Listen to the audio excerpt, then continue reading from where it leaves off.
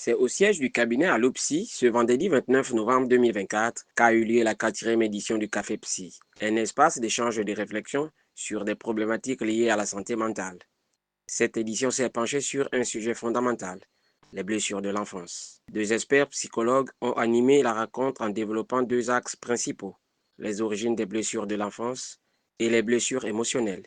Le but était clair, mieux comprendre ces souffrances pour proposer des solutions adaptées aux patients. Mon intervention se portait beaucoup plus sur les origines des blessures de l'enfance. Il faut comprendre qu'elles se forment généralement en interaction avec des figures d'attachement.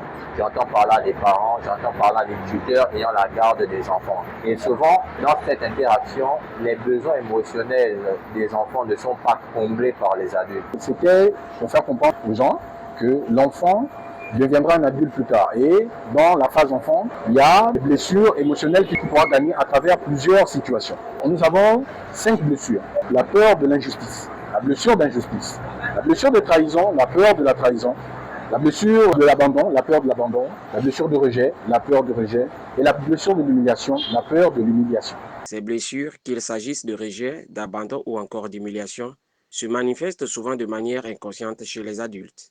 Lors de cette session, les psychologues ont partagé des outils pour remonter à l'origine de ces traumatismes et aider les patients à s'en libérer. En prenant part à cette édition, je sors de là très satisfaite parce que je suis venue avec un problème précis et j'ai eu la réponse à mon problème. Le Café Psy s'inscrit dans une démarche de sensibilisation et d'accompagnement des personnes en souffrance émotionnelle, tout en offrant un espace d'expression libre et bienveillant. L'intérêt, c'est la présence de la psychologie dans vos vies. C'est important en fait.